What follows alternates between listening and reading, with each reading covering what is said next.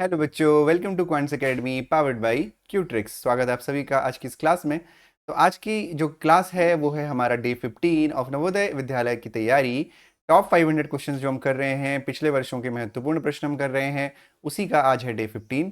तो जो पुरानी क्लासेस हैं वो आपको नीचे डिस्क्रिप्शन बॉक्स में उसका लिंक मिल जाएगा, और अगर आप चाहें तो प्लेलिस्ट में जाके भी देख सकते हैं। तो चलिए शुरू करते हैं आज की क्लास को हमारे कुछ नए क्वेश्चंस के साथ। किसी भी एग्जाम को क्रैक करने के लिए उसके प्रीवियस ईयर क्वेश्चंस करना बहुत ज़्यादा इंपॉर्टेंट होता है, ये आप सबको पता ही होगा। ठीक है, तो चलिए शुरू करते हैं आज की क्लास हमारे पहले क्वेश्चन के साथ। तो जो हमारा पहला क्वेश्चन है, हिंदी वाले परेशान मत होइएगा, मैं उसको एक्सप्लेन कर दूंगा। The incomplete bar graph shows Samyukta savings during the first 5 months of a particular year. She saved a total of rupees 950 during 5 months. The amount of money saved in February was as much as that saved in March. How much did she save in February? तो हिंदी में समझ लेते हैं। एक लड़की है संयुक्ता, उसकी 5 महीनों की जो सेविंग है वो यहाँ पे दे रखी है। जैसे जनवरी है, फरवरी है, मार्च है, अप्रैल है और मई है, लेकिन फरवरी और मार्च की मिसिंग है। लेकिन यहाँ पे आपको दो इन्फॉर्मेशन दे रखी है। एक तो कि फरवरी और मार्च की जो सेविंग है वो सेम है, दोनों महीने में उसने सेम पैसे बचाए हैं यानी, और जो टोटल सेविंग है जनवरी से लेके मई तक की वो आपकी कितनी है, 950 रुपए है। ठीक है, तो चलिए सबसे पहले देखते हैं कि जनवरी की उसकी अर्निंग कितनी है, सेविंग कितनी है। तो जनवरी में आप देखो ये 160 है और ऊपर वाला 200 है। तो यहां पर बीच वाली जो लाइन है वो आपकी क्या होगी, 200 और 160 के बीच में कौन सा नंबर होगा। इसको आप ऐसे कर सकते हो, 160, 170, 180, 190 और 200। ये दो यहां से गए, ये दो यहां से गए, यानी बीच में बचा 180। यानी जनवरी की जो उसकी सेविंग होगी वो होगी 180 रुपीज। क्योंकि फरवरी और मार्च की उसने बोला है कि सेम है, तो हम फरवरी को भी एक्स मान लेंगे और मार्च को भी एक्स मान लेंगे। अप्रैल की देखेंगे तो अप्रैल की 80 और 120 के बीच कौन सा नंबर होगा, 100। यानी अप्रैल की कितनी हो गई, अप्रैल की 100 हो गई।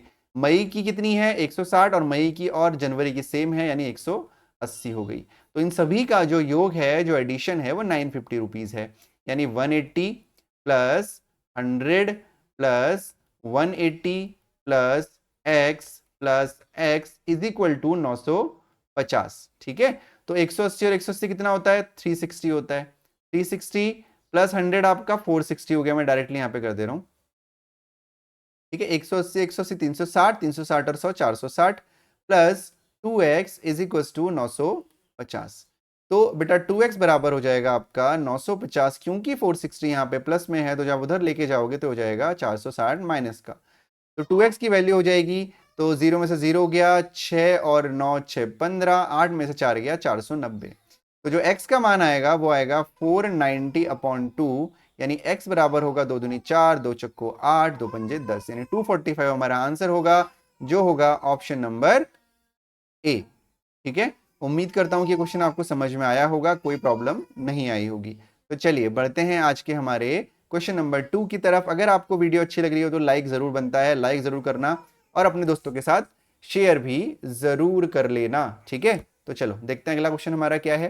तो अगला जो क्वेश्चन हमारा है वो है, a fish tank can hold 45 litres of water when filled to the brim. एक ब्रिम है, वहां तक फिल टैंक को भरना है, फिश टैंक को भरना है। It can 4/9 filled. It is 4/9 filled. If 2/5 of the water is removed, how much more water must be added in order to fill the tank to brim? अब यहाँ पे सवाल ये है कि हमें करना कैसा है, हिंदी में पहले समझना। एक फिश टैंक है, मछली का जो टैंक होता है वो है, उसमें 45 लीटर पानी आ सकता है। कितना आ सकता है, 45 लीटर पानी आ सकता है। ठीक है, और बोला गया है कि उसको पहले कितना भरा गया है, उसको पहले 4/9 भरा गया है। 4/9 भरने के बाद फिर 2/5 पानी हटा दिया गया है, जितना भरा उसमें से। ठीक है, तो how much more water must be added in order to fill the tank to the brim. तो समझते हैं, पहले देखना ध्यान से, कितना पानी आ सकता है, 45 लीटर। भरा कितना है, 4/9, यानी 45 इंटू 4/9। तो 9 5 हो जाएगा 45, 5 चक्को 20, यानी 20 लीटर पानी हमने उसमें भर दिया है। लेकिन फिर हमसे बोला गया कि 2/5 हमने निकाल दिया, तो 20 में से 2/5 निकाल दीजिए, तो 20 गुणा 2/5 आप जब करोगे तो 5 चक्को 20 हो जाएगा, 4 दूनी 8 हो जाएगा, यानी 20 लीटर में से 8 लीटर पानी निकाल दिया हमने। ठीक है, तो ये बचा हमारा 12 लीटर पानी। अब आपसे क्वेश्चन पूछा गया है कि 12 लीटर पानी उसमें है, इसमें और हम कितना मिलाएं कि जो पानी है वो टोटल पूरा भर जाए, यानी 45 लीटर हो जाए। तो सिंपली क्या करना है, 45 में से 12 को माइनस कर देना। तो 45 में से 12 को माइनस कर दीजिए, 5 में से 2 गया 3, 4 में से 1 गया 3, 33 लीटर हमारा आंसर हो जाएगा, जो है ऑप्शन नंबर सी। आसान क्वेश्चन था, बहुत ज़्यादा इसमें एक्सप्लेन करने की आवश्यकता नहीं है। होपफुली आप सभी को समझ में आ गया होगा। ठीक है, बढ़ते हैं अगले प्रश्न की तरफ। A fruit shop sells bananas ₹40 per dozen और a banana for ₹5। How much will it cost to buy 99 bananas. ठीक है, देखो क्या है, अगर अगर आप केले खरीदने जाओ ना, तो केले क्वांटिटी में लोग जनरली नहीं खरीदते हैं, मतलब 1 केला 2 केला ऐसे नहीं खरीदते हैं। केले जो खरीदे जाते हैं वो या तो डजन में खरीदे जाते हैं कि भाई 1 दर्जन, 2 दर्जन, आधा दर्जन, 1.5 दर्जन, ऐसे केले खरीदे जाते हैं। तो बहुत ध्यान से क्वेश्चन को समझना, थोड़ा सा टिपिकल क्वेश्चन है। तो ₹40 पर डजन, यानी अगर आप 1 दर्जन केले खरीद रहे हो, यानी आप 12 केले खरीद रहे हो। 12 का मतलब यहाँ पे 1 डजन है, ध्यान रखिएगा। यहाँ पे 12 केले अलग नहीं, सेपरेट नहीं, आप 12 यानी 1 डजन केले खरीद रहे हो, तो वो आपको 40 रुपए के पड़ रहे हैं। ठीक है, 40 रुपए के पड़ रहे हैं। लेकिन अगर आप खुला केला खरीदते हो कि भैया मुझे 1 केला दे दो, तो अगर देखो आप ऐसे 1 केला दे दो, तो एक बनाना जो है आपको वो पड़ेगा 5 रुपए का। कितने का? 5 रुपए का पड़ रहा है। महंगा पड़ेगा भाई, अगर सिंगल लोगे तो महंगा पड़ेगा ना, क्योंकि यहाँ पे तो आपका लगभग लगभग 3.5 रुपए का एक पड़ेगा, है ना, और यहाँ पे 5 रुपए एक बनाना सिंगल। तो 99 बनाना अगर किसी को खरीदने हैं तो उसको कितने लगेंगे? तो इसका सिंपल सा तरीका है कि 12 की टेबल पढ़ो, 12 की टेबल पढ़ो, और 12 की टेबल में 99 के जस्ट पहले वाला जो नंबर है वहां तक जाओ। तो जैसे कि समझना, अगर मैं कर रहा हूँ 12 इंटू 8, 12 8 कितना हो गया? 96 केले हो गए। यानी मैंने कितने डजन? 8 दर्जन केले ले लिए। 8 दर्जन केले जब मैं खरीद लूंगा तो मेरे को वो 96 केले मिल गए। ठीक है, अब 1 दर्जन केला अगर 40 रुपए का है तो 8 दर्जन कितने का होगा?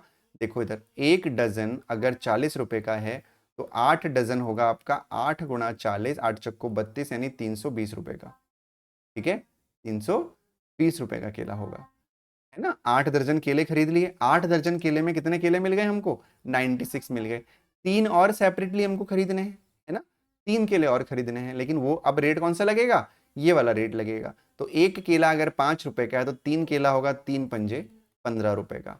तो एक 320 रुपए का और एक 15 रुपए का, इसको जोड़ देंगे, 320 प्लस 15, 5 2 और 1 3 और 3, 335 रुपए के आपके केले हो गए। ऑप्शन नंबर ए आपका आंसर हो गया। तो होपफुली आसान क्वेश्चन है, बिल्कुल डिफिकल्ट नहीं है।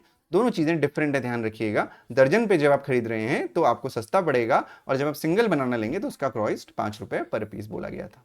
होपफुली क्वेश्चन समझ में आया होगा, है ना। बढ़ते हैं अगले क्वेश्चन की तरफ। तो जो हमारा अगला आज का प्रश्न है वो है, जोसेफ स्कोर्ड 8 मार्क्स fewer यानी कम than Amit in an examination. Kumar scored 12 marks more than Amit. In total they scored 205 marks. What was the score of Joseph? यानी हिंदी में अगर क्वेश्चन को पढ़ें तो जोसेफ ने अमित से 8 नंबर कम प्राप्त किए एक एग्जाम में, कुमार ने 12 अंक अधिक प्राप्त किए अमित से, और दे स्कोर 205 मार्क्स। टोटल जो है उन सभी का वो 205 है। तो what was the score of Joseph? सबसे पहले हम ये देखते हैं कि हमारे पास लोग कितने हैं। तो सबसे पहले तो एक हमारे पास जोसेफ है, एक हमारे पास अमित है, और एक हमारे पास कुमार है। 3 लोग हैं हमारे पास, है ना। तो 3 लोगों के हिसाब से डेटा निकाल देते हैं। तो देखो ध्यान से कैसे करना है भाई, है ना। तो देखिए ये हो गया आपका, Joseph scored 8 marks fewer than Amit, and Amit Kumar scored 12 marks more than Amit. तो हमें सबसे पहले 3 लोग हैं, एक हमारा सबसे पहले अमित से कंपेयर करना है हमको, एक हमारा जोसेफ है, और एक हमारा कितने कौन है? आपका कुमार है। तो पहला स्टेटमेंट पढ़ते हैं कि जोसेफ ने अमित से 8 अंक कम प्राप्त किए। तो मान लेते हैं कि अमित को x अंक मिले हैं, तो जोसेफ को 8 अंक कम मिलेंगे, यानी x माइनस 8 मिल गए। ठीक हो गया। फिर Kumar score 12 marks more than Amit, Kumar को अमित से 12 अंक ज्यादा मिले हैं, यानी x प्लस 12 हो गया। अब इन तीनों का जो योग है वो 205 आपको दे रखा है, तो तीनों को जोड़ देते हैं बेटा। x ब्रैकेट में रखिए, x माइनस 8 फिर प्लस x प्लस 12 बराबर कितना हो गया आपका? 205 आपको दिया हुआ है। तो जाएगा x plus x minus 8 plus x plus 12 बराबर 205। तो यहाँ पे 1x 2x 3x यानी हो जाएगा 3x प्लस 8 और 4 12 प्लस 4 इज इक्वल टू 205। ठीक है, होपफुली आपको दिख रहा होगा, समझ में आ रहा होगा। तो 3x यहाँ पे रहेगा, 4 को आप उधर लेके जाएंगे तो हो जाएगा 201। 205 में से 4 गया 201 बचा, इतना तो अंडरस्टूड है ना, सिंपल सी चीज है। कैसे आया 201, 4 इधर चला गया बराबर के, तो -4 हो गया, 201 आ गया। x बराबर कितना हो जाएगा बेटा, 210/3, 3 6 18, 3 7 21, यानी कितने, क्या पूछा, जोसेफ के नंबर आपसे पूछे, तो ये x की वैल्यू 67 आ गई, यानी अमित के नंबर कितने आ गए, 67। देखो गलती से 67 में टिक मत करके आ जाना, क्योंकि ये तो अमित के नंबर है।